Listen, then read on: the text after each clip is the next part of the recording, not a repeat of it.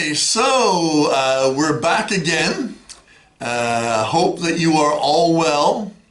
I know from many of the students that you are somehow working on your SAT exams. You're somehow preparing for the SAT exam, and that's why some of you are a bit delayed in handing your homework. I'm recording all the people who are handing me their homework. Send it to me by Google Classroom, because that makes things in a very orderly manner, so I can see who has sent their homework and who has not. And hopefully we will be able to come together more often when this horrible virus problem is over, and we can get back to serious work so that we can prepare ourselves, some of you, for the AS exam in May or early June, I think it is. But most of you, in fact, all of you, are now, if you're following the Chapter 7 that we're doing right now, then you're preparing yourself for the A-level, which in fact will be complete, I think it's in November. Okay, so I've handed in a lesson plans for different possibilities as to when we will be coming back. But basically, I think that this has been quite successful, that we have videos that give you about, I don't know, 35, 45, 50 minutes of class time. Then I prepare for you a handout, which you should already have, that it was sent by Google Classroom, and you should have all the paperwork. And then you basically answer the questions. And in this one, there are 2 questions to answer. I'll be honest that Chapter 7 is a heavy-duty chapter, and it's one of the biggest, I think it is the biggest, of all the chapters in the A-level syllabus. I don't think it's all that difficult, to be honest. I mean, obviously I've been doing this for a very long time, so I could probably sing it all in the shower for you. I'm sure you don't want to see me singing in the shower all about Chapter 7, the price system and the macroeconomy. I'm sure you don't want to see that or hear that, but basically it means that I've done this syllabus so many times, and I know that students don't necessarily have a hard time with Chapter 7, but it is a long one, and it introduces a number of topics that the students aren't 100% comfortable with. So the first section really is on total and marginal utility. Utility is one of those topics that, in my view, is a very subjective type of concept. You have a quantity of something called an util, UTIL, which is a totally made-up concept, which basically is trying to measure your level of satisfaction. And the reason why economists kind of invented this system, this logic of utility, is because they believe that somehow that if they could understand the behavior of the consumers in what did they buy and why did they buy it, why do they gain satisfaction for certain things, and why do they not really gain satisfaction from other things, it really comes to a very essential aspect of the whole economics course, where the behavior of firms and consumers is very central to the understanding of economics. The idea that somehow that a consumer might be influenced by the price, which is the price elasticity of the demand, or they might be influenced by your income, which would be income elasticity of demand, or the price of something else, which might be the cross elasticity of demand. Or even really when we're thinking about the behavior of firms when they're faced with competition. And this is an example from oligopolies, which we've talked about, and kink demand curves, and why it is that, you know, the behavior of one firm is so important to the activity and the profits of another firm. You know, so if you decide to cut your prices, will your competition follow you, or will they go on their own merry way? So utility is a term that looks specifically at how happy consumers are when consuming a particular product. Can this happiness be accurately measured? Which is a really good question. I ask that question all the time. I don't know. I don't know if you can.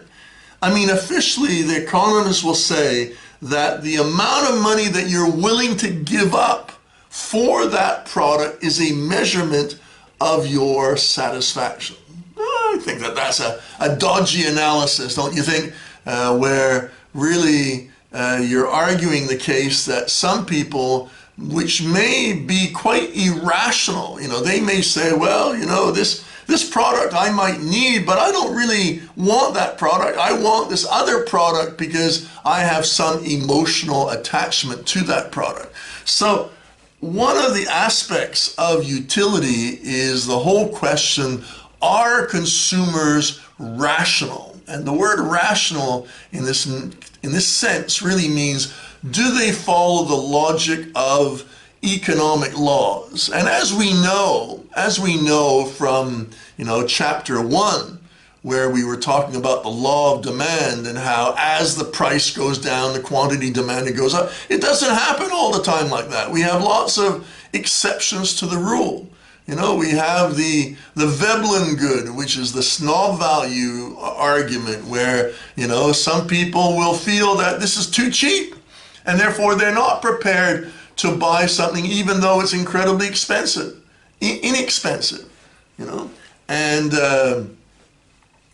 for that reason, it means that economists have greater difficulty in predicting the behavior of consumers, and therefore they have more difficulty in producing what consumers really want. And we would call that a market failure. You know, clearly the free market doesn't really enable us to go into the mind of consumers and really work out why it is that they buy something or they don't buy something. Okay, you may have noticed next to the cashier in your city mart or your supermarket, that right when you're waiting and you're wasting your time and you're looking at your watch and you're jumping up and down and you're feeling really hot and miserable, waiting for the cashier to get to you to pay for your food, that there's all these little gums and there's pens and candies and sweets and all sorts of kind of incredibly expensive, unimportant products, but they're hoping that you're going to buy it out of what they call impulse. We call it impulse buying, where you say, oh, I haven't had one of those candies for at least 10 years. I think I'm going to have one. Now, you would never have normally bought that candy other than the fact you were hanging around waiting for the cashier to get to you. So these are examples of how a lot of the utility theory kind of falls to pieces when you start to live in the real world. And the real world exists when you start to realize that consumers are not rational. That, you know, even when, you know, they are, you know, you would think that, let's say, workers would be fighting in their own interests and that they would always be, you know, struggling for a more equal, more socialist, perhaps, fair society. A lot of people don't. A lot of people, they don't think about it too deeply, and they just say, well, I'm not rational maybe. I'm not going to follow my own self-interest. I'm going to say, well, like a lot of American workers support Donald Trump because they say, well, if I was rich, I would be acting just like Donald Trump too. And that sounds incredibly stupid, to be honest, but they do. They feel that way. They kind of respect super rich people, And they kind of accept the bad behavior of these rich, super rich people by saying, well, if I was in their shoes, probably I would do the same thing. So for that reason, okay, you need to sort of follow this section on utility with a little bit of care, okay, and to realize that some of the theories are just that. They're actually not, they're theories, but not really laws in some ways, you know, and that sometimes you can't measure it. I think I gave you the example of walking across the Sahara Desert and you're desperate for a glass of water. Well, you know, who knows what's in the mind of individuals that, yes, you know, your first glass of water is going to taste good. Your second glass is probably going to taste even better, but eventually, you know, the satisfaction that you gain from every extra unit of water is going to slowly decrease until eventually you're going to get to a situation where drinking more water will actually decrease your level of satisfaction because you're so full of water, and that you're going to feel sick if you have another glass of water. So your level of satisfaction actually begins to decrease. Okay, and we call that the law of diminishing marginal utility, and it's a very common theory. It works in many different examples where you know, people, you know, if you have a piece of cake, everybody loves pieces of cake, but then if you have 10 pieces of cake, you don't want to have another piece of cake again, you know. In fact, on YouTube, I was watching the other day, some guy ate 32 Big Mac hamburgers, you see, you know, because he was trying to break the world record. He wanted to get himself onto the Guinness Book of World Records, and you know, he had the video sort of speeding up a little bit, but by the end he was kind of feeling a bit ill, and after his like 28th hamburger and 29th hamburger, you know, I'm sure that he would have been happy to give somebody $100 not to actually give him another hamburger. So we learned something about this, but again, human behavior is not that clear cut, and you know, you never really understand what that consumer is actually going to do. So what is utility, first of all? And it's the satisfaction that we receive from consumption, okay? Now, again, the problem is my level of satisfaction the same as your level of satisfaction? Well, no. You know, I may love cheeseburgers, but maybe you don't like cheeseburgers. You know, you prefer noodles, okay? You prefer noodles and I prefer a cheeseburger, okay? So it's very difficult to sort of quantify sometimes, you know, how much you like it. You know, like 1 out of 10, is it a 7 or is it a 6? Maybe some days I might say, oh, I really enjoyed that, I'll give that a 7. But I don't know, what stops you from saying I would give it an 8 or 9? It's a very subjective analysis. And for that reason, you know, I know that marketing agencies love to use utility theory. And if you decide one day to work in, let's say, Microsoft's marketing office, or even the BUV's marketing office, you know, clearly you want to know how much do you like the products that you are consuming, you know.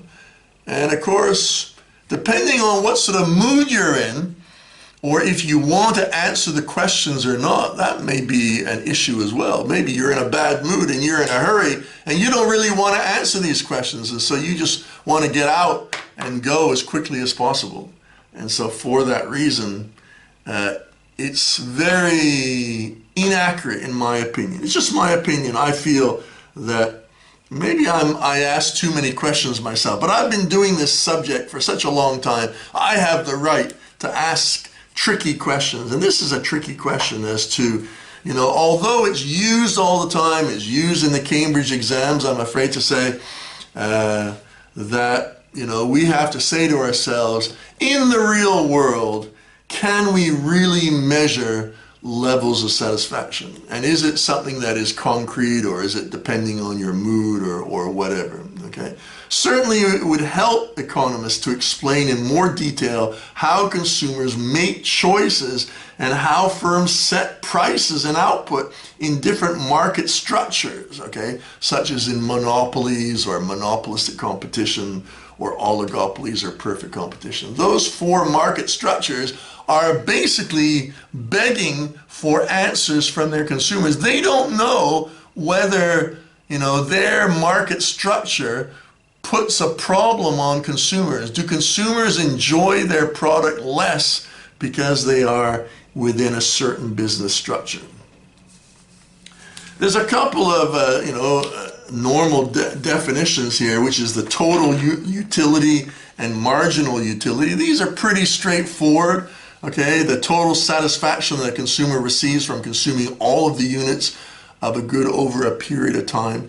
And marginal always, always is one more unit of output or one more unit of consumption. It's one more unit of something, okay? So the marginal utility would be the extra satisfaction gained from one more unit of consumption. Okay, that might be a glass of water after walking across the Sahara Desert, or it might be a hamburger, because you haven't eaten a hamburger for a long time, etc., etc.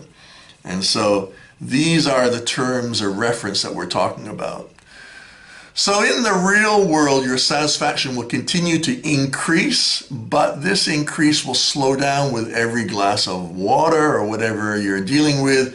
Eventually your satisfaction will decline. And you can see that from the little chart that we have here on the handout. To calculate the marginal utility of something, just divide the change in total utility by the change in the number of goods consumed.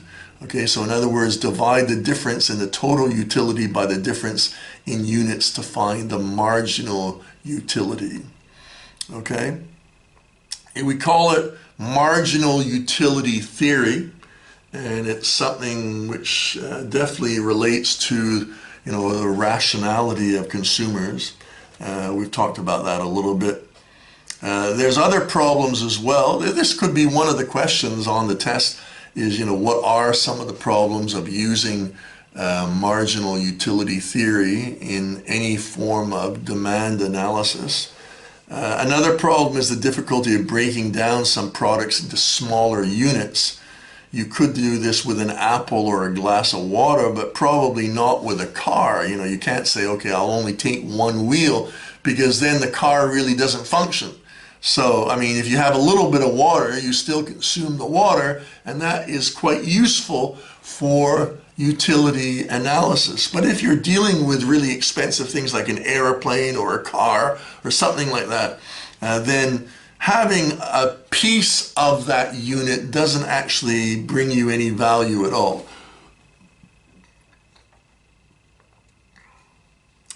And also it says that people often buy from habit or impulse rather than measuring the marginal utilities of everything. Okay, so we've got two questions. We've got the first question is, how is the principle of diminishing marginal utility used to explain the shape of the demand curve? And that should be an easy question for you, okay? We know what the shape of a demand curve is, and the fact that it's downward bending usually, and why does marginal utility help us to understand how a demand curve will end up, okay? And question number two, why does a consumer choose a combination of goods where the value of the marginal utility divided by the price of the good is equal for all the goods? So why would why would consumers usually choose? It's difficult because I want to give the answer here because it's for me it's very logical, but for you, you need to read the question 10 times to kind of understand what I'm trying to ask. Why does a consumer choose a combination of goods where the value of the marginal utility divided by the price of the good is equal for all the goods that you're buying? Okay, so it's kind of like saying why why do consumers always try to choose products that provide them with the maximum utility? And of course, it's not always the case, you know. And we've talked about this, you know, like, why is it that sometimes people will choose things that may not bring them satisfaction all the time, but they feel that it's necessary, you know. My mother used to give me this product called cod liver oil, okay? You've probably never heard of it before, but it was supposed to make you really big and strong. Maybe that's the reason why I'm big and strong today, I don't know. And I used to say that this is really pointless because I really hated it, okay? It tastes terrible. I mean, today when you consume vitamin pills, they're tasteless. But in those days, a couple of 100 years ago, people used to consume the oil of the liver of a fish. Can you imagine how disgusting that is? Well, I used to question it all the time. I'm sure I used to cry as well when my mother would force a spoon of cod liver oil down my throat. And clearly, you know, I wasn't gaining, from my perspective, I wasn't gaining any satisfaction from consuming what my mother wanted to consume. But the obvious answer to that one is it probably brought a lot of pleasure to my mother, who thought that by doing so, she made sure that I was big and strong so that I could defend myself one day against all the evil people in the neighborhood who were trying to do me, as George Bush used to say, all the evildoers in the neighborhood would come around and they'd want to beat you up or something like that. So my mother wanted me to be big and strong. So for that reason, I had to go through cod liver oil on a regular basis. Well, that's it, ladies and gentlemen, okay, for today. It's not a very long video, okay? We're going to continue this probably tomorrow and the next day on chapter 7. There's lots of other parts of this unit, which actually kind of comes into business administration, things like the value of companies and what actually do people, you know, what are they motivated by? Are they only motivated by money, or are they motivated by perks, business perks or whatever? We're going to be getting onto that in the next couple of weeks, or next week, I would say. And we're going to see if we can complete the chapter 7. But every single time that we give you a video and I give you a handout, there's always questions, okay? And I don't want you to let this slide. I don't want you to say, oh, well, I'll hand in the answers when I come back to school. No. Your principal doesn't accept that. Your grade 11 coordinator doesn't accept it, and I don't accept it. And the coordinator is going to contact your parents if they decide that you are ignoring the instructions for homework. Now, I know that you are trying to complete your SAT exams, and so some of you are saying, oh, when I finish my SAT exams on Saturday, I think it is, then I will get to full-time doing my economics homework. But the bottom line is it has to get done, and I'm moving on to the next subject. So before you know it, you're going to forget about what you had to do in the previous homework. Well, I'm not going to forget because it's all very neatly down in Google Classroom, and I expect all of you to do the work. So stay safe and be happy, and hopefully we'll be back together before you know it. Bye-bye.